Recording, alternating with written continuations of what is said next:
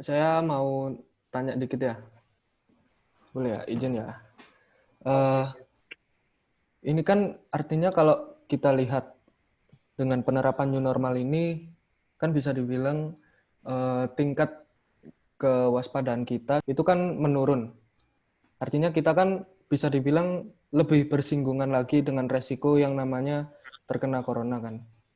Nah, selain itu kalau kita lihat regulasi yang diterapkan saat ini itu lebih ke arah kesadaran diri kita masing-masing. Nah, sedangkan kalau kita lihat banyak yang kelihatan mulai-mulai main, mulai-mulai nggak ngikutin protokol gitu. Nah, kita di sini kan posisinya kebetulan sama-sama sebagai di organisasi siswa intrasekolah yang seperti yang sebelumnya kita ketahui itu sebagai promotor hal-hal yang demikian. Nah, itu kira-kira gagasan dari kalian tuh gimana sih buat ikut berkontribusi meminimalisir resiko ini, meminimalisir hal ini bisa terjadi itu gimana?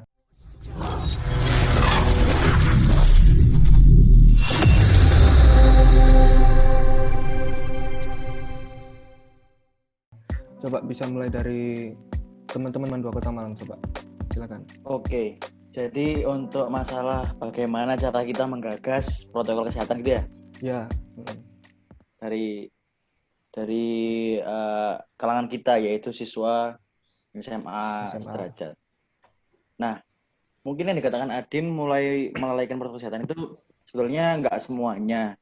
Nah, mereka yang pergi keluar itu mungkin ada perlunya juga, tapi mereka juga harus tetap menggunakan protokol kesehatan seperti menggunakan masker, membawa hand sanitizer, menerapkan social distancing ataupun physical distancing.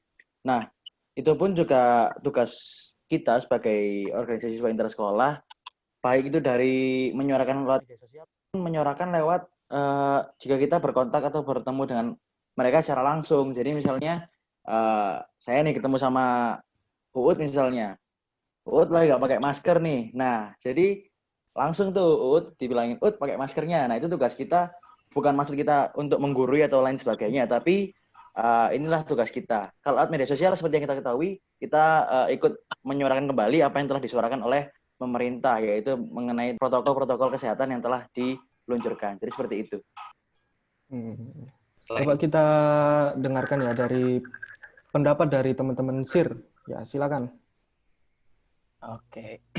Jadi kalau misalnya tentang protokol kesehatan, jadi gini, kan di masyarakat kita tuh apa ya? Kita ambil analoginya hantu deh. Kalau misal hantu itu kita takut karena hantu tuh bukan karena kita takut dia bakal jerang kita takut dia bakal ngegangguin kita. Sebenarnya tuh kita takut sama hantu karena kita nggak tahu itu kapan dan nggak tahu itu bakal datangin kita atau enggak. Itu ketidaktahuan ini yang bikin kita malah takut sama hantu kan. Nah, corona ini juga sama. Kita nggak tahu ini bakal apa sih? Malah di masyarakat kan banyak yang bilang kontroversi lah, WHO apalah gitu-gitu kan banyak banget tuh yang kayak bilang WHO pembohong lah. Ya sebenarnya kalau misalnya kita mau menyalahkan gini, terus alasan mereka tentang mental health atau sebagainya, agak susah juga sih kalau misalnya buat kita terapin new normal ke kesehatan ke masyarakat Indonesia. New normal itu udah tindakan yang termasuk bagus, cuma masyarakat Indonesianya aja sebenarnya yang belum siap. Soalnya gitu aja sih. Pemerintah aja diserang gitu loh.